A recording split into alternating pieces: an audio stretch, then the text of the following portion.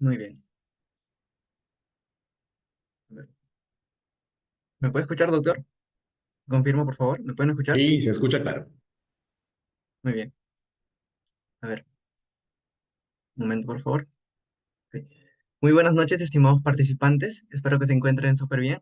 Mi nombre es Leofranco Rodríguez Rojas y sean bienvenidos a la primera sesión del Diplomado de Derecho Minero. Hoy se desarrollará el tema de Constitución, Recursos Naturales y Minería.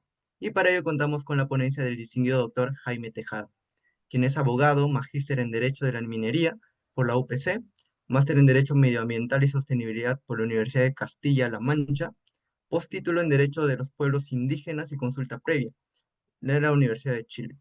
Cuenta con el diplomado en Derecho Ambiental por la Pontificia Universidad Católica de Valparaíso, Chile.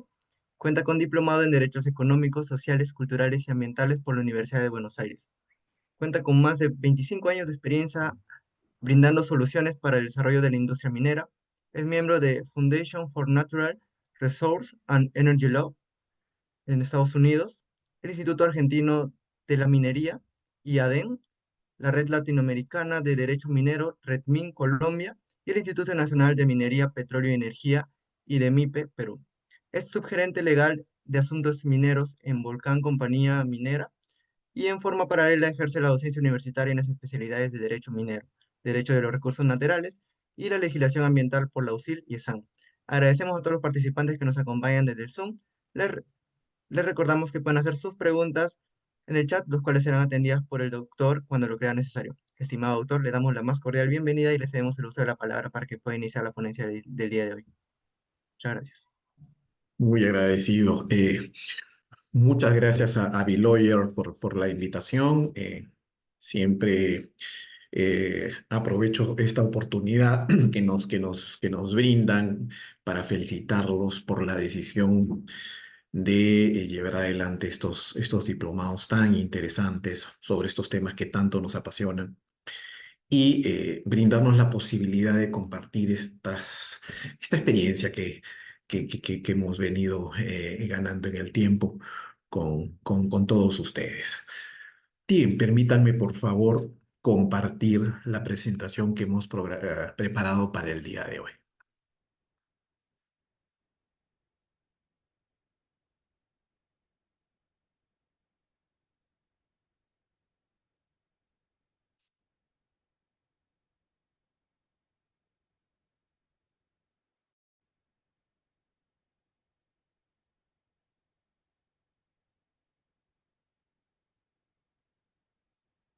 Bien, ¿logran ver la presentación? ¿Me escuchan bien? ¿Me logran ver bien? Sí, doctor, se logra observar bien y se le escucha bien. Perfecto, muchas gracias. Tenemos el encargo el día de hoy de iniciar este diplomado de Derecho Minero que organiza Deloyer, en donde he visto un programa muy rico, con muchos temas, muy bien estructurado, con una calidad impecable de expositores y colegas, amigos nacionales y extranjeros. Por eso nuevamente felicito a Biloyer por la organización y sobre todo por la estructura del diplomado. Nos encargaron abordar este tema, constitución, recursos naturales y minería, como tema inicial, como tema introductorio, para que poco a poco ustedes vayan conociendo también otras materias, otros temas que lo van a ir abordando, conociendo con mis demás colegas a lo largo del desarrollo de este interesante diplomado. Entonces, sin mayor preámbulo, empezamos. No sin antes, ¿verdad?, señalar que creo que sería mucho más cómodo que las preguntas que ustedes puedan tener las podamos absolver al final de la exposición. Y con mucho gusto las vamos a atender sobre la temática abordada en esta presentación. Empezamos entonces. Constitución, recursos naturales y minería. Para abordar el tema de derecho minero, legislación minera, derecho de minas, derecho de minería, no podemos ingresar a este ámbito, esta disciplina tan interesante, sobre todo por la importancia que significa para nuestro país desde el punto de vista económico, sin antes abordar el tema relacionado a los recursos naturales. Entonces, esta presentación se ha dividido de la siguiente manera. Vamos a ver una primera parte de definición de recursos naturales para entrar posteriormente a lo que dice la doctrina respecto de eh, el ejercicio de dominio sobre los recursos naturales, para posteriormente entrar a ver lo que dice la Constitución, los pronunciamientos del Tribunal Constitucional sobre la materia y finalmente hacer un breve repaso de lo que señala nuestra Ley General de Minería. Entonces, empezamos hablando de la definición de recursos naturales. Y cuando hablamos de recursos naturales, nos debemos referir a todo aquello que es parte de la naturaleza y que tiene una utilidad actual o potencial para el ser humano. Es decir, el ser humano aprovecha este recurso para satisfacer sus necesidades. Por eso es que también mucho se menciona que nuestra Constitución tiene una visión antropocéntrica, ¿no? En donde el centro de protección es el ser humano, la persona. Y como vamos a ver, y probablemente lo vean ya en los temas que vengan a continuación y cuando aborden directamente el tema de medio ambiente en la Constitución o la parte ambiental, instrumento de gestión ambiental, vamos a encontrar claramente pues, lo que dice el artículo 2, inciso 22 de la Constitución. Como derecho fundamental, se establece, pues, en el artículo 2, inciso 22, que la persona tiene el derecho a la vida y tiene derecho a gozar de un ambiente sano, equilibrado, para el desarrollo de su vida. Entonces, desde ahí, claramente establecido que nuestra Constitución tiene una visión antropocéntrica, ¿no? Y en donde la persona tiene que aprovechar estos recursos naturales y ese aprovechamiento, como vamos a ir viendo a lo largo del desarrollo de la exposición del día de hoy, se va a llevar adelante mediante una serie de condiciones legales. Según la Organización de Naciones Unidas, eh, hace referencia a los recursos naturales desde tres frentes. Nos dice, uno, por ser proporcionados por la naturaleza. Dos, ser capaces de satisfacer las necesidades humanas, lo que veníamos señalando. Y tres, porque su apropiación y transformación dependen del conocimiento científico, tecnológico, así como de las necesidades o posibilidades, perdón, económicas del Estado donde se encuentran ubicadas. ¿Qué nos quiere decir la ONU en este tercer punto? Que cada estado va a establecer ciertas condiciones y dentro de estas condiciones va a establecer límites. Y este aprovechamiento de recursos naturales se va a llevar adelante mediante el uso de la ciencia, mediante el uso de la tecnología y haciendo un aprovechamiento sostenible de estos recursos, ¿no? Aquí citamos a Ramón Guapaya, que recoge esta cita, que recoge lo señalado por la Organización de Naciones Unidas. El doctor Carlos Andaluz, tratadista de Derecho Ambiental, especialista, profesor de Derecho Ambiental, maestro de Derecho Ambiental, también hace referencia en su libro Manual de Derecho Ambiental una definición de recursos naturales, pero desde su valor en el mercado. Que a mí me resulta muy interesante lo que dice el maestro Carlos Andaluz respecto de los recursos naturales en el mercado. Y nos dice que no es correcto que vinculemos a los recursos naturales solamente con un valor. O sea, recurso natural es algo que tiene un valor económico, que puede ser materia de tráfico comercial, ¿no? Puesto que el mercado de necesidades. Hay muchas cosas que están en la naturaleza y resultan de gran utilidad sin que tengan valor en el mercado. Por ejemplo, el bosque nos brinda plantas con propiedades curativas que no tienen un valor en el mercado. Ni siquiera son conocidas por el común de las personas, ¿no? Otro recurso interesante, ¿no? Es la sombra. La sombra que nos da un árbol no tiene un valor en el mercado, pero sigue siendo un recurso que ayuda a satisfacer una necesidad, ¿no?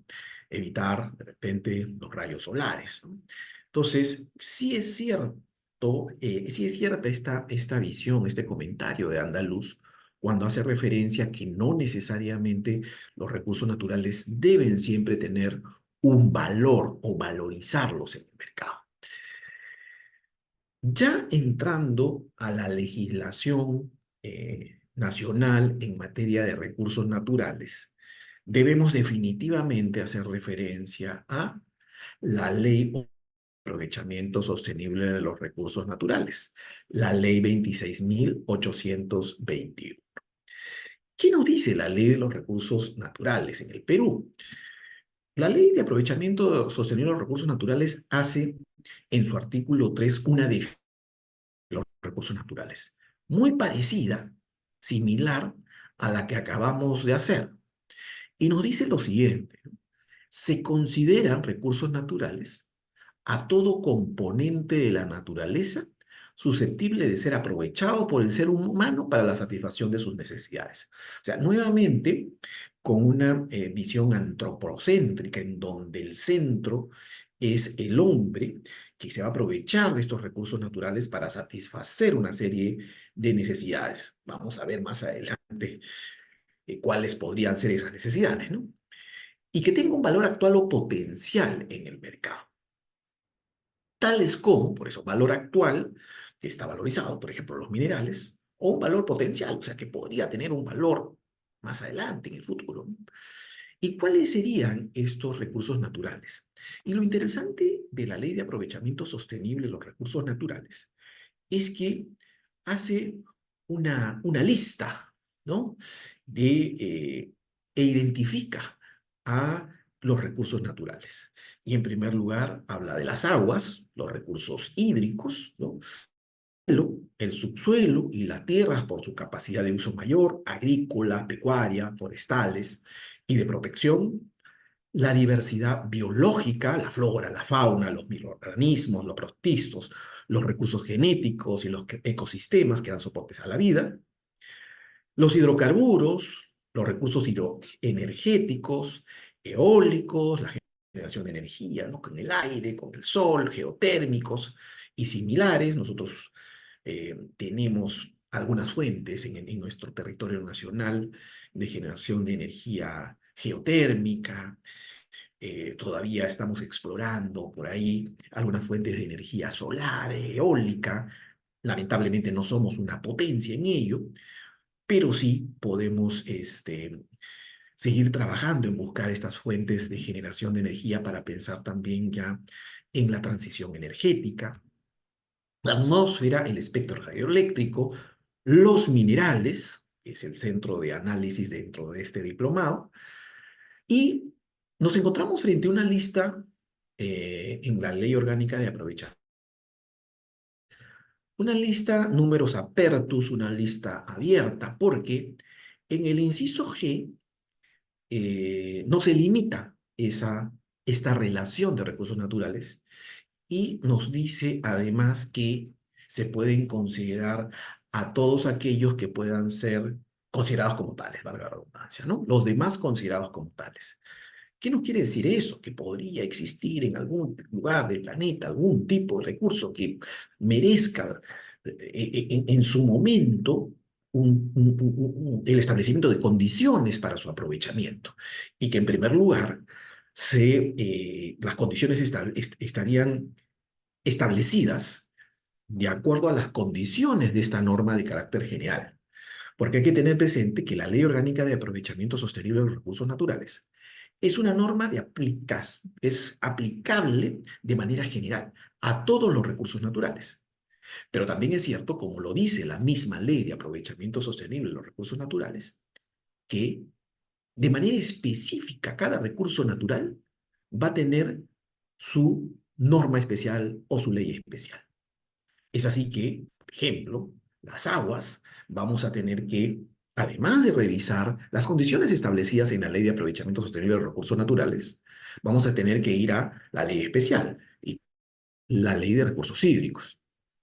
En el caso de suelo, subsuelo, tierras de uso mayor, la ley de tierras, ¿no?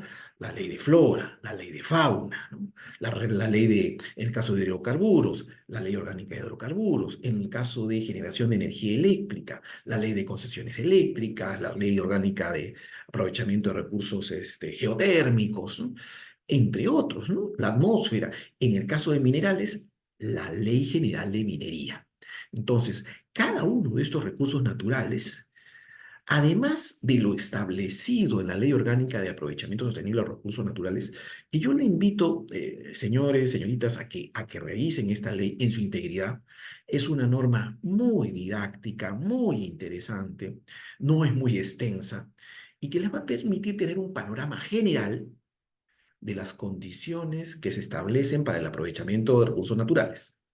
Pero también aquella hace constantes remisiones a las condiciones específicas, que las vamos a encontrar en cada una de las leyes especiales que van a establecer condiciones para el aprovechamiento de cada recurso natural de manera especial.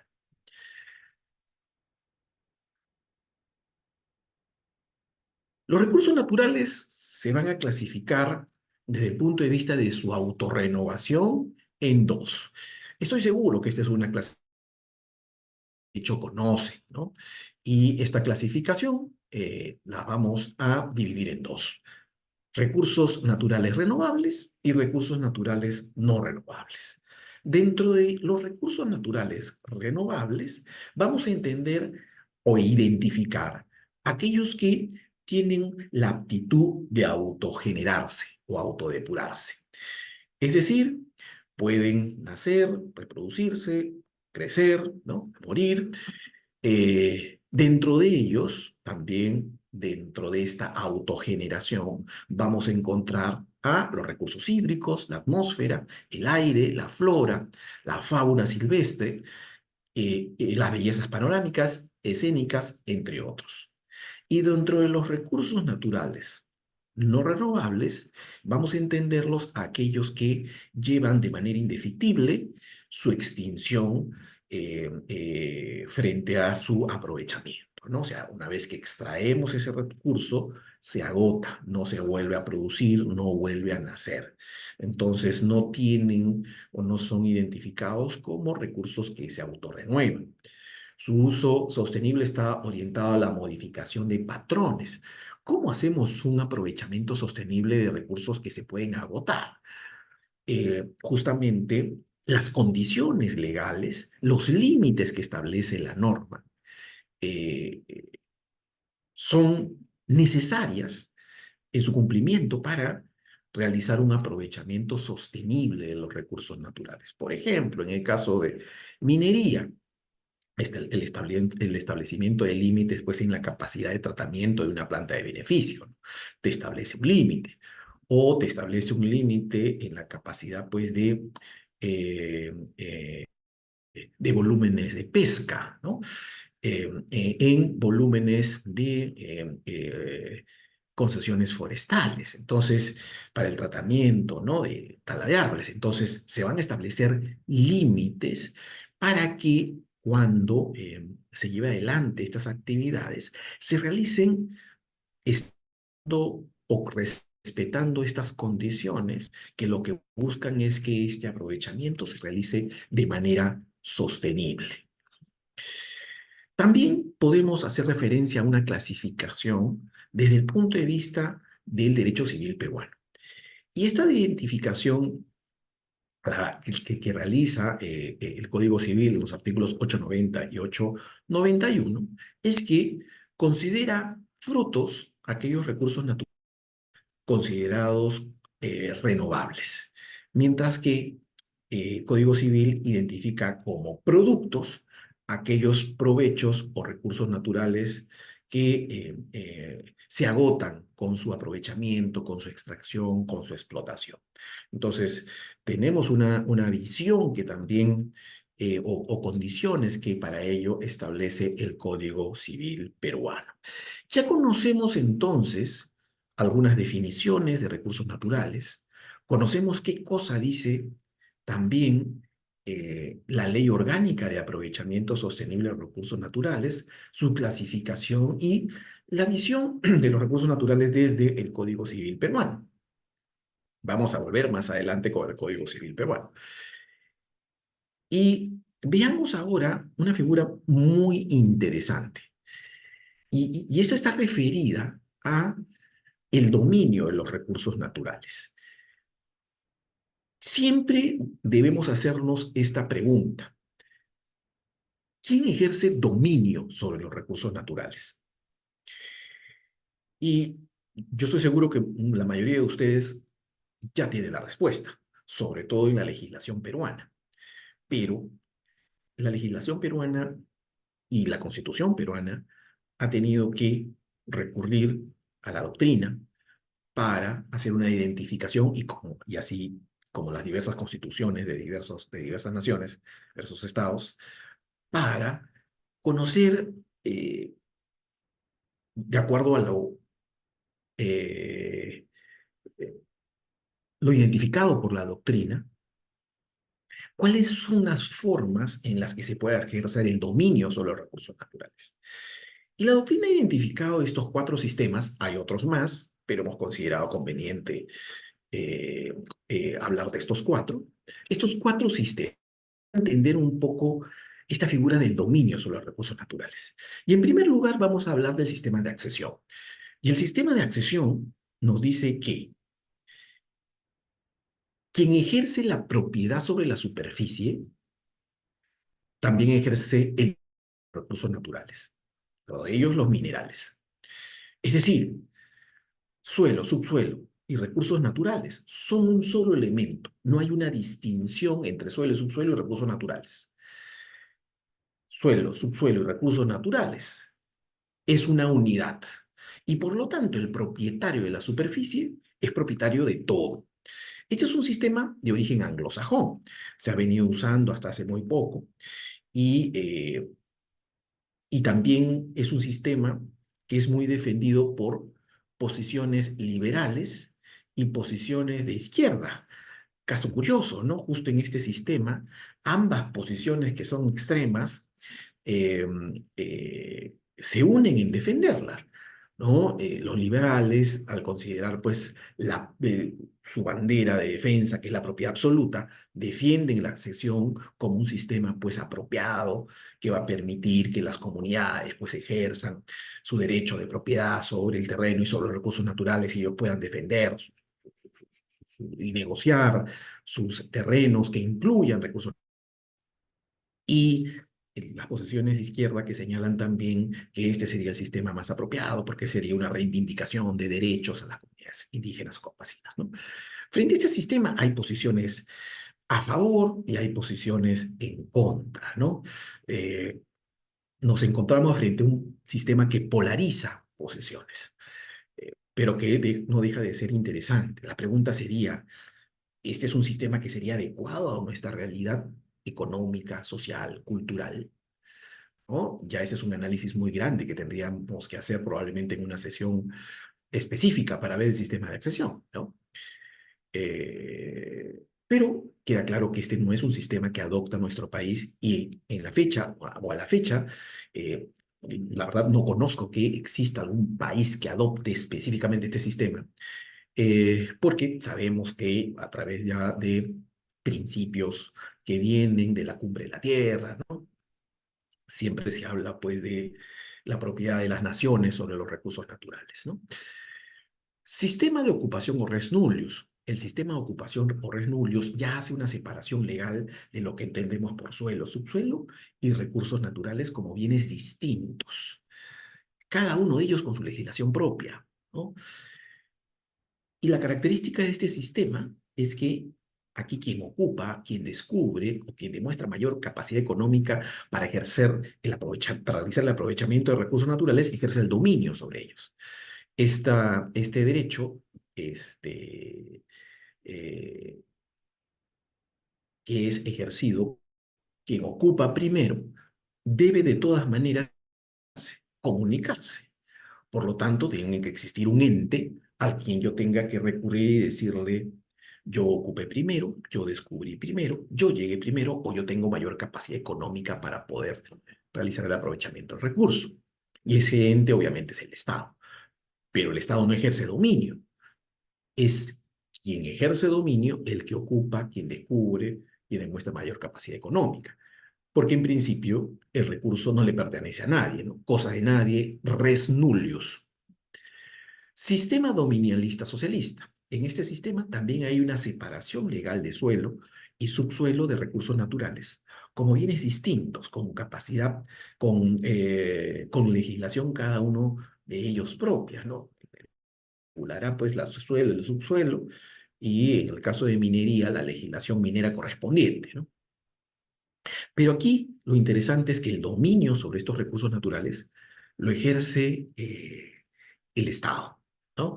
Y no solamente el Estado ejerce dominio sobre los recursos naturales, sino es que además el Estado realiza aprovechamiento del recurso natural a través de actividad empresarial estatal.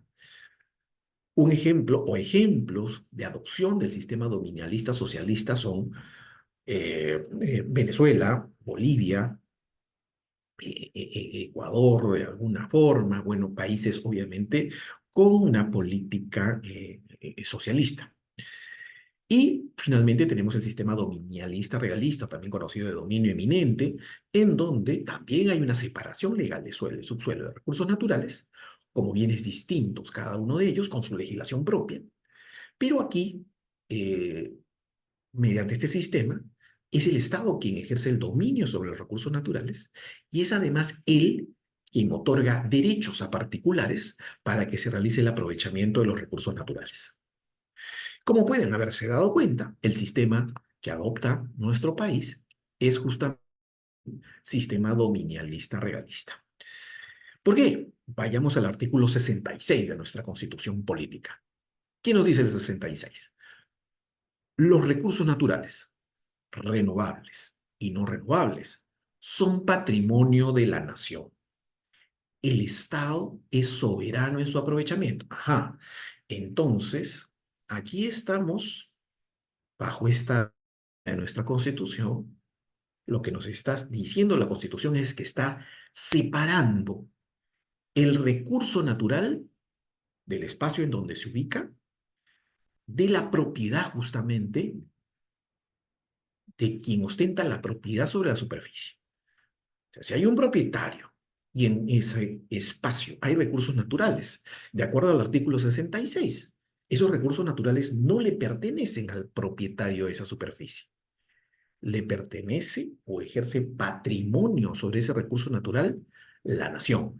Entonces la Constitución está haciendo una separación de lo que entendemos por suelo y subsuelo con los recursos naturales como bienes distintos, ¿no? Los recursos naturales renovables y no renovables son patrimonio de la nación. Y cuando más adelante nos dice el Estado es soberano en su aprovechamiento, no nos quiere decir que sea el Estado quien va a realizar aprovechamiento de recurso natural, que a veces se puede entender así lo que dice nuestra Constitución. Pero lo que realmente nos dice es que es el Estado quien va a establecer condiciones legales, condiciones jurídicas, límites, normas, regulación, institucionalidad, otorgar derechos, regular el aprovechamiento de recursos naturales. A eso hace referencia el artículo 66 cuando nos dice el Estado es soberano en su aprovechamiento. Más adelante nos dice, por ley orgánica se fijan las condiciones de utilización, en este caso será la ley orgánica de aprovechamiento de recursos naturales, pero también la ley orgánica de aprovechamiento sostenible de los recursos naturales hace referencia a leyes especiales, en este caso la Ley General de Minería, y nos dice también que la concesión otorga a su titular un derecho real sujeto a dicha norma legal. La figura jurídica de la concesión minera es fundamental, ¿no? En el desarrollo de la industria minera, entiendo que van a tener una clase específica de concesión minera, pero ya desde nuestra Constitución se le brinda la categoría de a concesión minera, pero que tiene estas condiciones específicas que le dan esa característica sui generis de derecho real, que lo vamos a encontrar en la ley especial, es decir, en la Ley General de Minería. Hemos considerado algunos fundamentos de sentencias del Tribunal Constitucional en materia de recursos naturales. Yo creo que conocer lo que dice el supremo intérprete de la Constitución Política del Perú para fortalecer un poco más y entender un poco más son los recursos naturales desde el punto de vista jurídico y constitucional.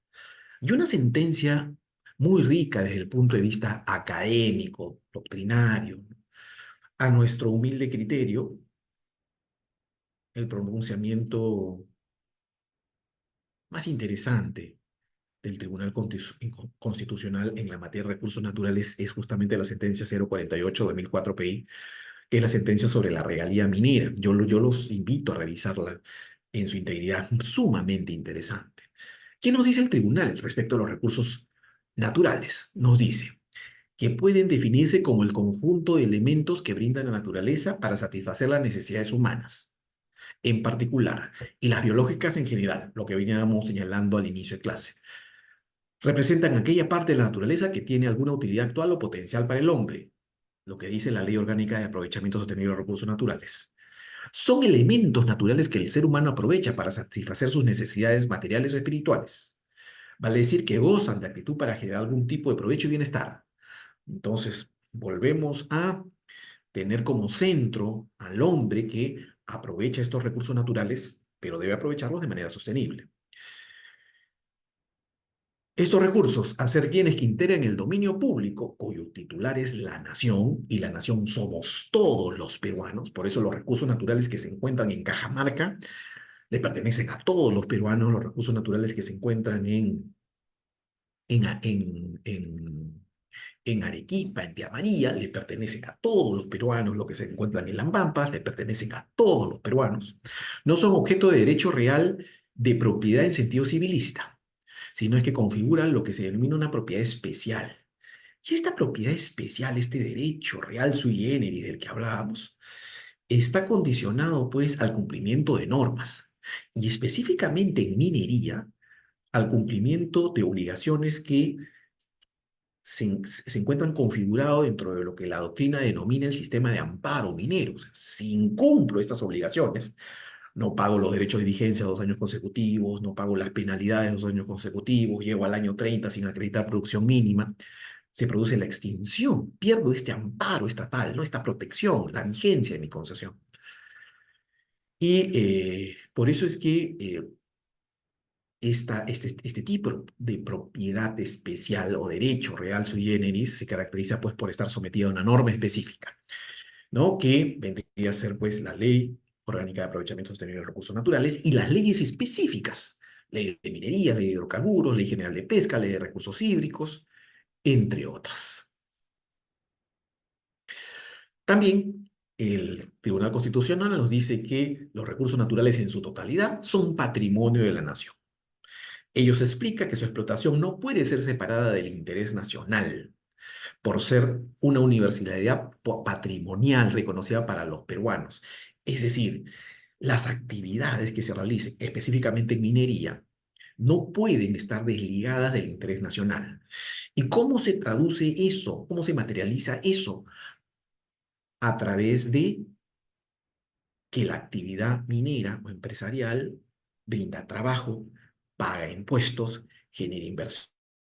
A través del impuesto a la renta se genera el canon, se paga regalías mineras, derecho de vigencia, entre otros. Esos beneficios derivados del aprovechamiento de recursos naturales deben alcanzar a la nación.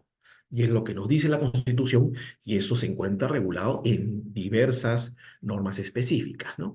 Entonces, el Estado como expresión jurídico-político de la nación es soberano en su aprovechamiento. Como decíamos, bajo su imperio es que se establece condiciones para el aprovechamiento de recursos naturales y límites para su aprovechamiento. Entonces, de esta forma, se establece también, según el Tribunal Constitucional, que el dominio estatal sobre dichos recursos es decir, el cuerpo político tiene la capacidad jurisdiccional para legislar, administrar la parte institucional, ¿no? Ministerio de Energía y Minas, Direcciones Regionales de Energía y Minas, OEFA, SENACE, resolver las controversias, última instancia administrativa, recurrir al Poder Judicial cuando corresponda en materia de recursos naturales. Haciendo una revisión rápida de la Ley de Aprovechamiento Sostenible de los Recursos Naturales, porque el tiempo nos gana, nuevamente la Ley de Aprovechamiento Sostenible de los Recursos Naturales nos dice, pues, en su artículo 3, que debemos entender a los recursos naturales como todo componente de la naturaleza susceptible de ser aprovechado por el ser humano y que tenga un valor actual y potencial en el mercado. El artículo 4 nos dice algo interesante. Los recursos naturales mantenidos en su fuente, sean estos renovables y no renovables, son patrimonio de la nación. Sistema dominialista regalista, clarísimo, ¿no? Separación legal de suelo y subsuelo de los recursos naturales. En su fuente pertenecen a la nación. Los frutos y productos obtenidos de los recursos naturales en la forma establecida en la presente ley son de dominio de los titulares de los derechos concedidos sobre ellos. ¿Qué debemos entender por esto? Queda claro, a tenor de la Constitución, artículo 66, artículo 4 de la Ley de Aprovechamiento Sostenible de los Recursos Naturales, que los recursos naturales pertenecen a la nación.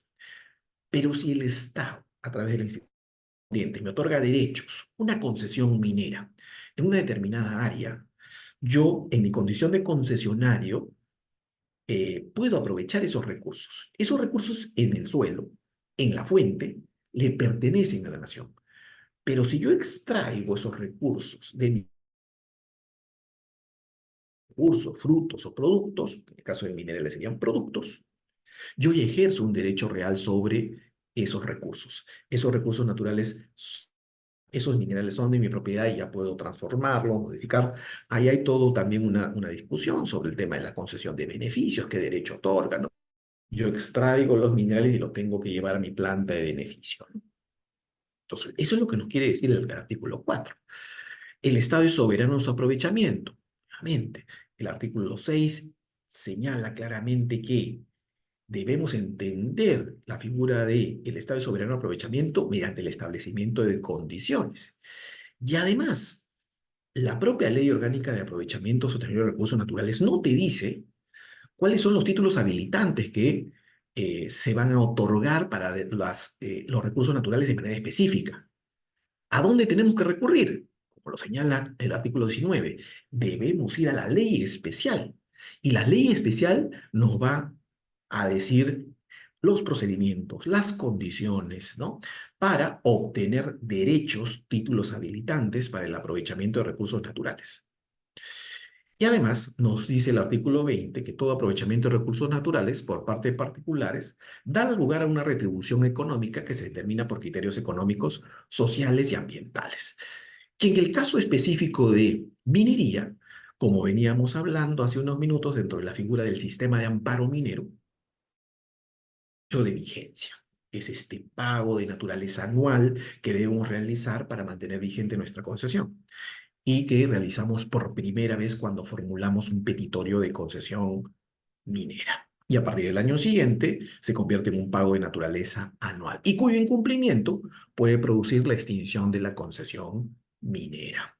Entrando ya a la última parte de esta presentación, en donde vamos a hacer mención sobre todo a artículos del título preliminar de la Ley General de Minería, porque más adelante dentro del diplomado ustedes van a tener también otros temas en donde se va a desarrollar un poco más la legislación o la Ley General de Minería 014-92-EM, un poco en línea con lo establecido en la Constitución, ¿no?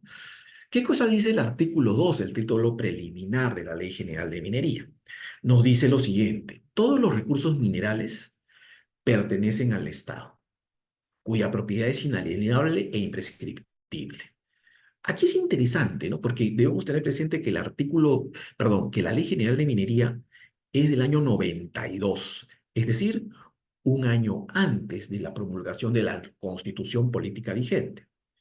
Por eso es que no se hace referencia a que los recursos naturales son patrimonio de la nación, sino que dice que pertenecen al Estado, ¿no?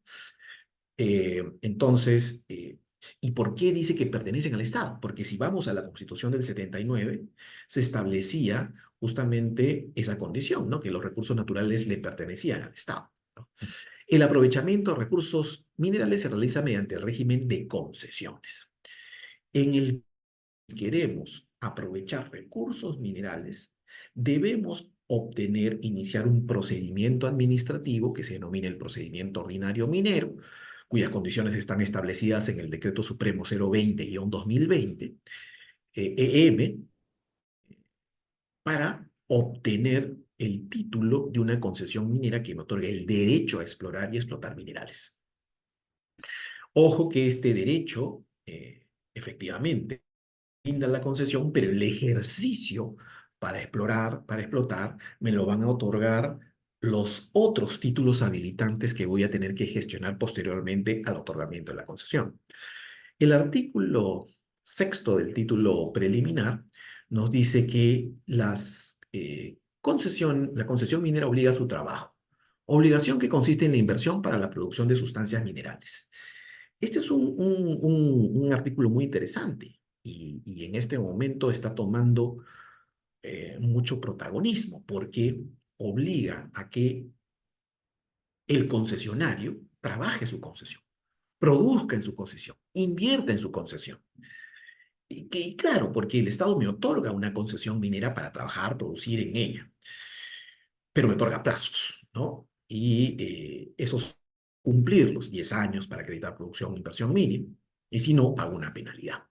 Existe un proyecto de ley en este momento que está viendo en el Congreso para modificar esos plazos, hacer más rigurosa las sanciones y que merecen también un análisis profundo y que podría ser materia también incluso de un evento en donde podríamos analizar de manera específica ello. También, el título preliminar nos dice que son actividades de la industria minera los siguientes, ¿no? El cateo, la prospección, la exploración, la explotación, la labor general, el beneficio, la comercialización y el transporte de minerales. Además, y esto no lo dice la Ley General de la actividad minera, que es el almacenamiento de concentrados, ¿no? Si no me equivoco, esta actividad minera se creó a fines o inicios del gobierno del presidente, a fines de Toledo o inicios del gobierno del presidente García. También nos dice que el Estado y los particulares para ejercer actividades antes señaladas deben dar cumplimiento a las disposiciones establecidas en la Ley General de Minería, que ya estamos frente a un año 1992. O sea, ya es una norma que tiene ya más de 30 años y que merece ya alguna actualización y modificación. Una figura importante que van a analizarla ustedes es más adelante, tienen una exposición específica sobre concesión minera, pero no podemos dejar de hablar de ella, es la concesión. Y el artículo 9 hace referencia a esta figura, ¿no? Y la identifica pues como aquella que otorga a su titular el derecho a la exploración y explotación de recursos minerales concedidos y que se encuentran dentro de un sólido de profundidad indefinido, limitado por planos verticales correspondientes a los rectángulo o polígono cerrado. Si hablamos, tengamos presente que las concesiones se otorgan bajo un sistema, el sistema de cuadrículas, ¿no? Cuadrículas de 100 hectáreas. Si hablamos de un cuadrado, es una cuadrícula o 4 cuadrículas, un rectángulo, 2 cuadrículas. O un polígono cerrado, una figura que no necesariamente sea un rectángulo, que no necesariamente sea un cuadrado, ¿no? Delimitado por coordenadas UTM, ahora WGS 84. Y a tenor de la Constitución Política del Perú, a tenor del sistema dominalista regalista, la concesión minera que nos otorga derechos para aprovechar recursos naturales, específicamente el recurso mineral, recursos minerales, nos dice que es un inmueble distinto y separado del predio donde se encuentra ubicado. Ajá, separación legal de suelo y subsuelo con recursos minerales. Pero la Ley General de Minería individualiza esta figura, ¿no? Este instituto jurídico, identificado como la concesión minera, y la separa donde se encuentra ubicado. Por eso es que podríamos señalar de que en un mismo predio podrían existir dos derechos reales. Y la respuesta es sí. El artículo 954 del Código Civil, volvemos al Código Civil, nos dice lo siguiente. Miren qué interesante. a tenor de la Constitución Política, el artículo 66 de la Constitución, a tenor de la Ley Orgánica de Aprovechamiento Sostenible de Recursos Naturales. Nos dice, la propiedad del predio se extiende al subsuelo y al sobresuelo, comprendido dentro de los planos verticales del perímetro superficial y hasta donde sea útil al propietario el ejercicio del derecho. Hasta aquí, lo que nos dice el Código Civil es que si yo tengo una propiedad, yo soy propietario de este lote, este terreno, este predio que está delimitado por un plano, ¿no? Que me da derecho a construir en la superficie, en el suelo e incluso en el subsuelo. Puedo hacer un sótano, ¿no? Puedo hacer cocheras, ¿no? Pero lo que viene adelante, más adelante, es lo interesante para el tema que estamos abordando el día de hoy. La propiedad del subsuelo no comprende los recursos naturales, los yacimientos, los restos arqueológicos, ni otros bienes regidos por leyes especiales. Interesante. Nuevamente estamos en línea con lo que dice la Constitución, en línea con lo que dice la Ley Orgánica de Aprovechamiento Sostenible de Recursos Naturales. Hay una separación legal de lo que entendemos por suelo y subsuelo con los recursos naturales. Y el Código Civil hace referencia a los... Y aquí también hay algunos ajustes que hacer, ¿no? Eh, y de repente, yo creo que el término recursos naturales abarca ya esta figura de yacimientos, porque comprende a todos los recursos naturales, ¿no? Y los separa, pisa de la propiedad de quien ostenta la propiedad del suelo y del subsuelo, y los individualiza y nos dice que no comprende esos recursos y que ni otros bienes regidos por leyes especiales. Entonces, si no comprende, tenemos que ir a la norma especial para ver cuál es el tratamiento legal para el aprovechamiento de ese recurso. El 885 del Código Civil también nos señala que son inmuebles las minas, canteras y depósitos de hidrocarburos. Inciso 8, las concesiones mineras obtenidas por particulares. Aquí también hay algunos especialistas han hecho eh, ¿no? a la redacción del 885, ¿no? Las minas. A ver, ahora hay mucha minería informal. Y frente a una mina informal, estamos desde el punto de vista técnico, físico, visual, frente a una mina. Entonces, bajo esa condición, ¿estamos frente a un bien inmueble? ¿O es que solamente un bien inmueble es la concesión minera? ¿No? Ahí es interesante, ¿no? La redacción del inciso 3, las minas, las canteras. Oye, pero las minas, en tanto ostenten el título de una concesión, porque para la ley especial, la Ley General de Minería, la concesión minera es un inmueble. La mina es la infraestructura, el trabajo técnico, ¿no? Ya la operación. Pero se entendería que detrás de ello debe haber un título de concesión. Y si no lo hay, estamos frente a una mina. Finalmente debemos concluir, pues, que el suelo y el subsuelo no deben confundirse desde una perspectiva jurídica o técnica, existiendo un régimen distinto para cada uno de ellos, ¿no? Los, el suelo y el subsuelo, a tenor de nuestra Constitución, artículo 66, eh, está dividido, está individualizado de lo que forma parte del patrimonio de la nación, los recursos naturales. Por lo tanto, los recursos naturales van a estar regulados por la Ley Orgánica de Aprovechamiento Sostenible de los Recursos Naturales y de manera específica por la norma especial. Y por otro lado, el suelo y el subsuelo se va a encontrar regulado pues por la legislación común, el Código Civil y las normas pues que correspondan. Yo quiero agradecer nuevamente a Biloyer por la invitación y nos encontramos a la disposición para atender cualquier pregunta que ustedes tengan a bien hacer. Muchas gracias.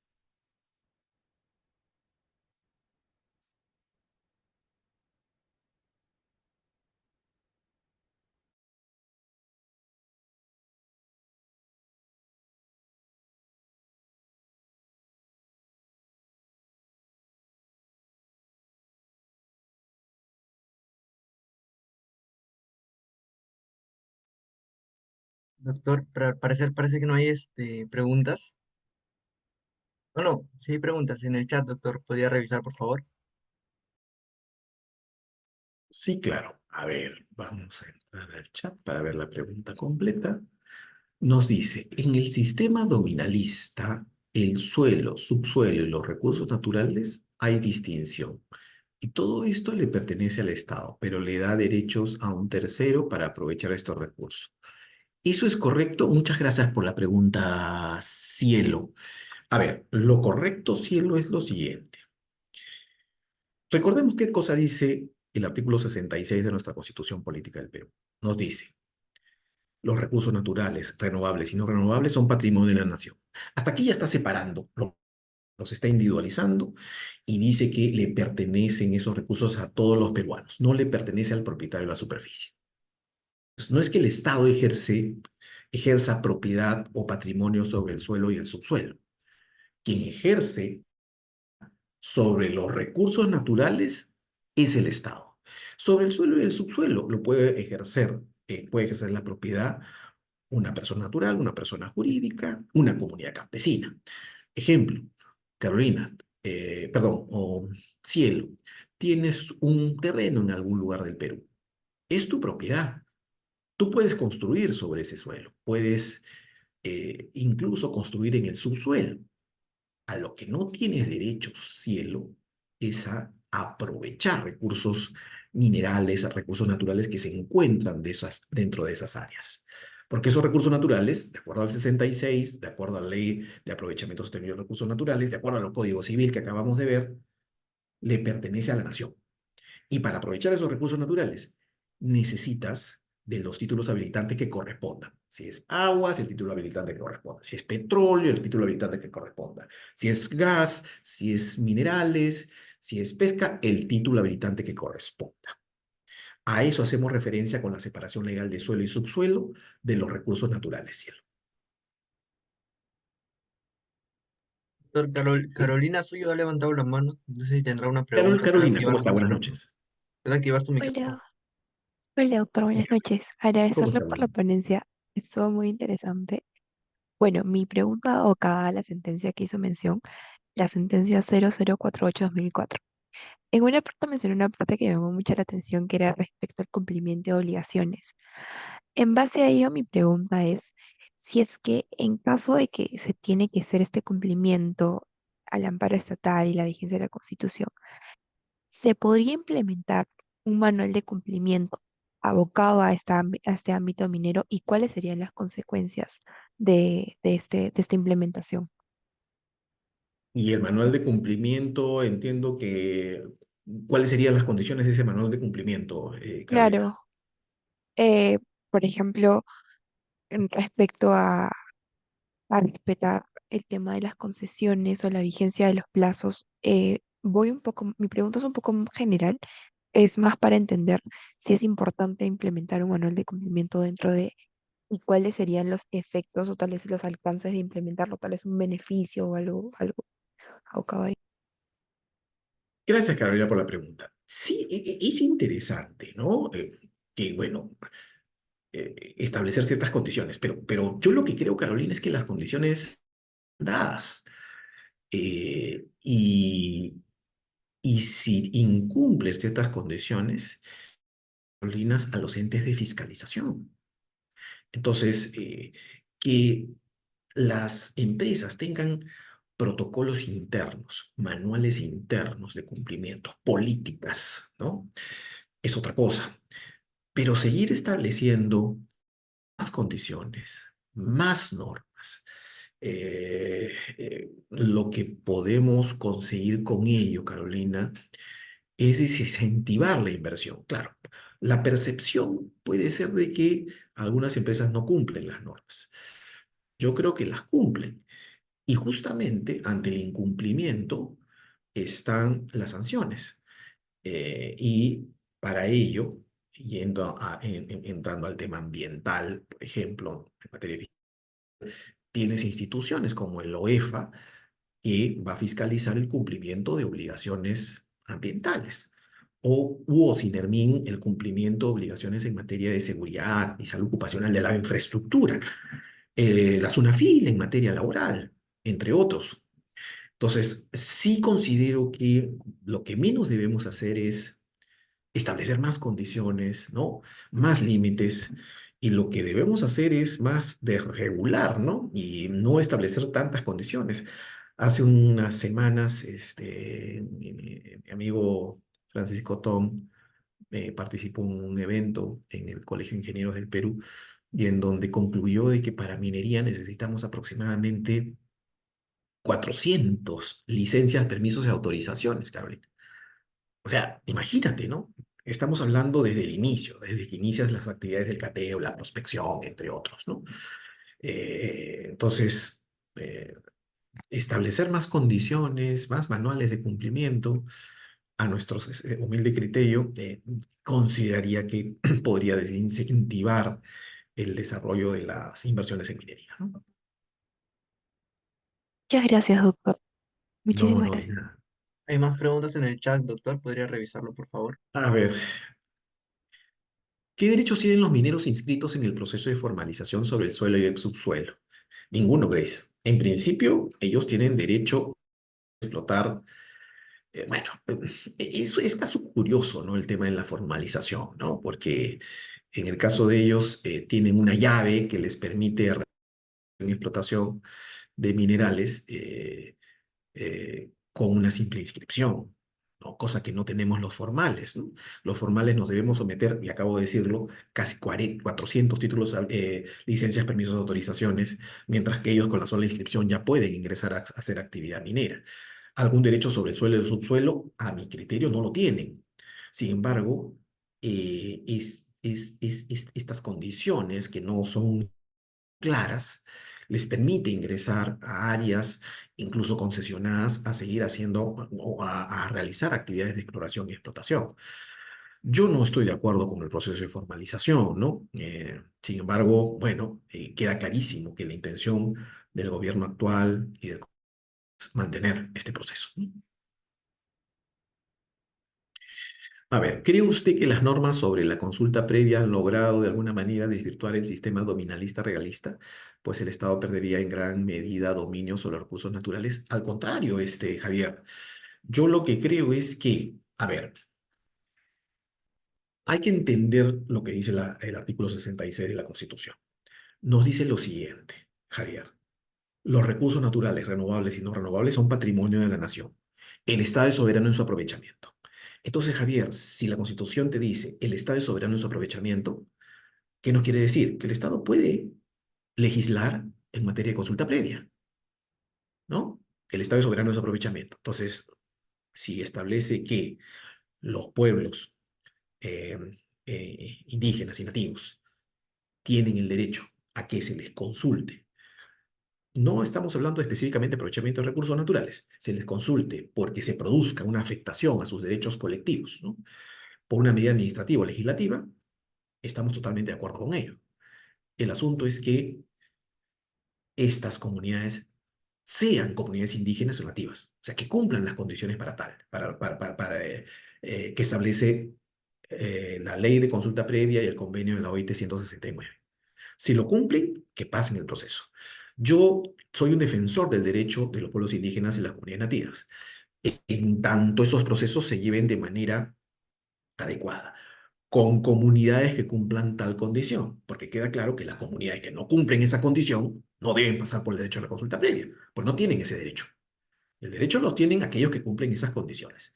Y también yo creo que es necesario, Javier, que la base de datos de pueblos indígenas sea una base de datos cerrada, no una base de datos abierta. No genera predictibilidad.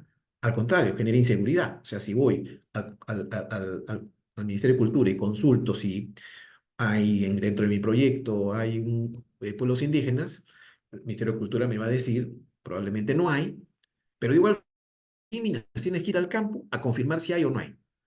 Eso no puede ser posible. La ley de consulta previa ya tiene más de gobierno del presidente Humala, año 2012. Ya tiene 13 años.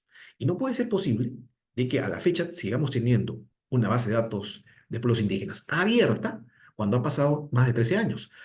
El trabajo que ha debido hacer el Ministerio de Cultura, levantamiento integral de toda la información, de todo el territorio nacional y identificar a los pueblos indígenas existentes. ¿O qué? ¿Acaso el día de hoy van a ser un nuevo pueblo indígena? No, pues no hay forma. Los pueblos indígenas están desde antes del proceso de la colonia. O sea, ya existen, no es que nazca uno nuevo, ¿no? Y ya hemos sabido y conocido todos, pues, que durante el gobierno del presidente Castillo, lamentablemente, eh, poblaciones que no tenían la condición de pueblo indígena por cuestiones políticas, ahora forman parte de la base de datos de pueblos indígenas. Eso es lo que sí hay que cuestionar. Eso sí es lo que hay que criticar, ¿no? Porque eso sí va en contra de las disposiciones del convenio en la OIT 109 y de la misma ley general, la misma ley de consulta previa. Buenas noches, estoy agradecido por la clase de hoy. Siendo yo ingeniero, me priorizo en conocer el derecho minero. Justo eso va a mi ¿cómo influye la separación legal entre el derecho a la superficie, que suele pertenecer a las comunidades, efectivamente, y del subsuelo controlados por el Estado en la generación de conflictos sociales relacionados con la actividad minera? Tenemos ciertos antecedentes que nos dejan lecciones aprendidas. ¿Cómo influye? Sí, de hecho influye. Bueno, hay una influencia. Em, yo creo que hay un tema ahí de mucha comunicación. Muchos interpretan también la Constitución de manera errada, ¿no? Dicen los recursos naturales pertenecen a la nación, la comunidad es la nación, entonces nos pertenecen los recursos naturales, ¿no?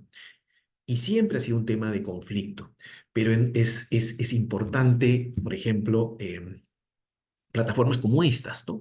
En donde ustedes tienen la oportunidad de conocer y de difundir lo que establece claramente y donde se establece estas condiciones de separación legal del suelo y subsuelo con los recursos naturales, como bienes distintos, con y que poco a poco las comunidades ISAC ya han venido conociendo esto, gracias a la información, gracias a la difusión de ONGs que informan de manera correcta, que de repente no van hacia la confrontación, de las cuales hay muchas de ellas, y va a ser la única forma en la que nosotros logremos que se entienda claramente separación y que viene no solamente, Isaac, de nuestra constitución actual, ¿ah?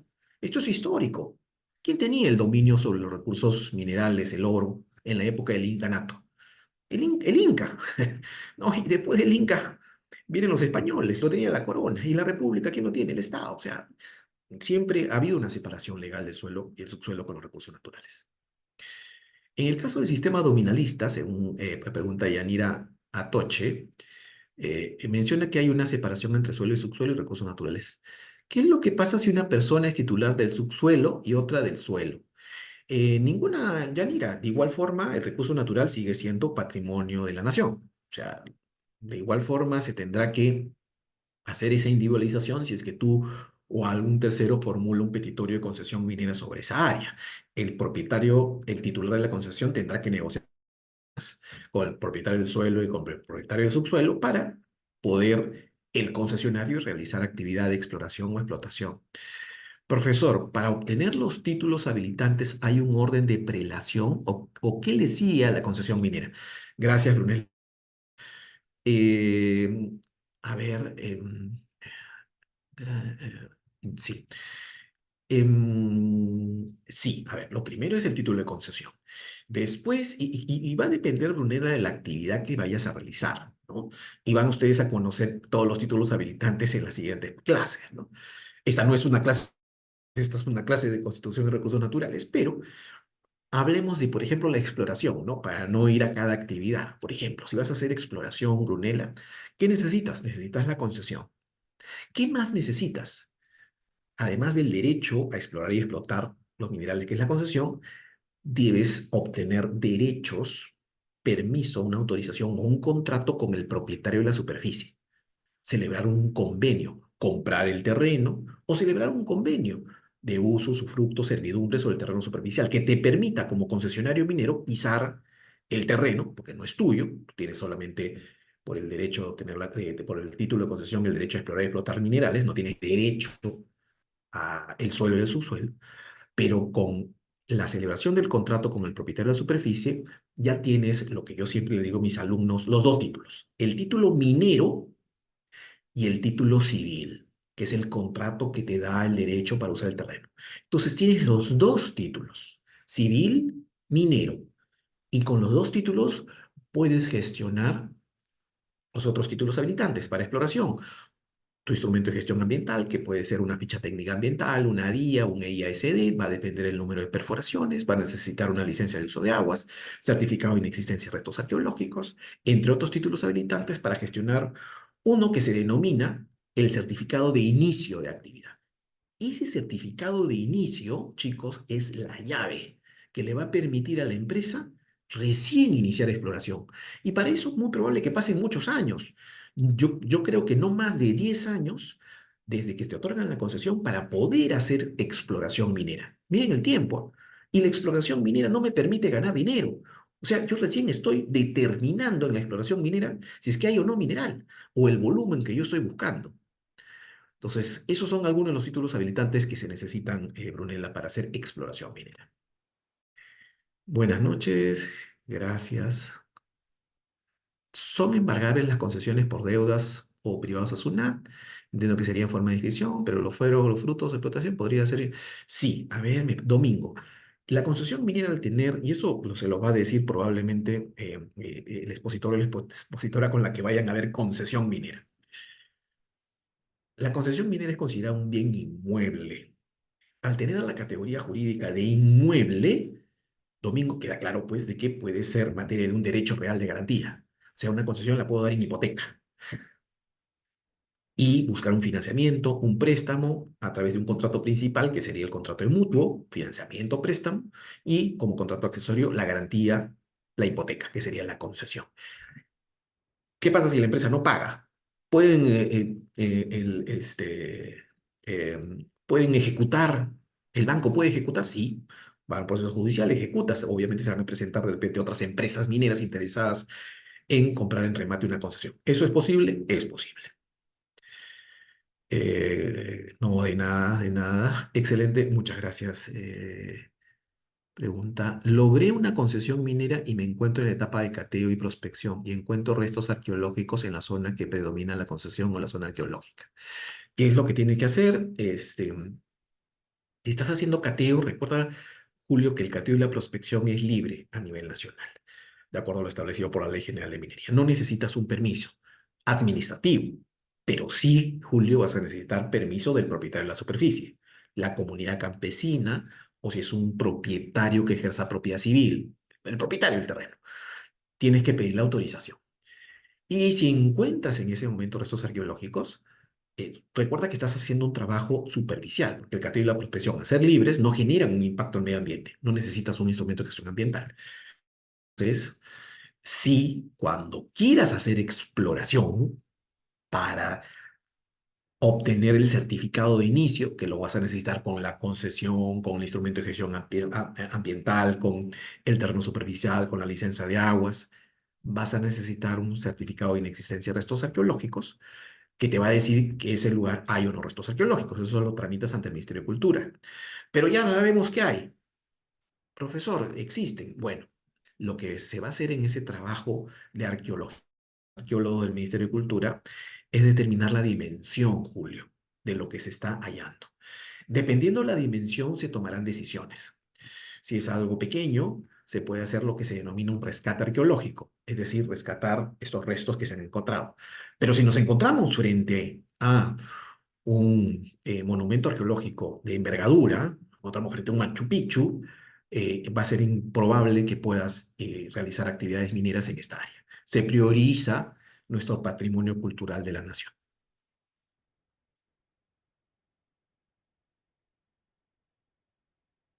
Listo, chicos. Yo les agradezco, señores, señoritas, les agradezco mucho por todas las preguntas muy interesantes que se han realizado el día de hoy. Nuevamente agradezco mucho a Bill Lawyer por la invitación y eh, estamos, bueno, a disposición con Bill Lawyer para cuando se organice un nuevo programa de esta especialidad tan apasionante como es el derecho minero. Muchas gracias y que Bien, pasen una feliz noche. Buenas bien, noches. doctor. En nombre de Bill Lawyer y de los participantes presentes, le expresamos nuestro más sincero agradecimiento, doctor, por los conocimientos que nos ha brindado. Ha sido apremiante y es un honor poder contar con su presencia.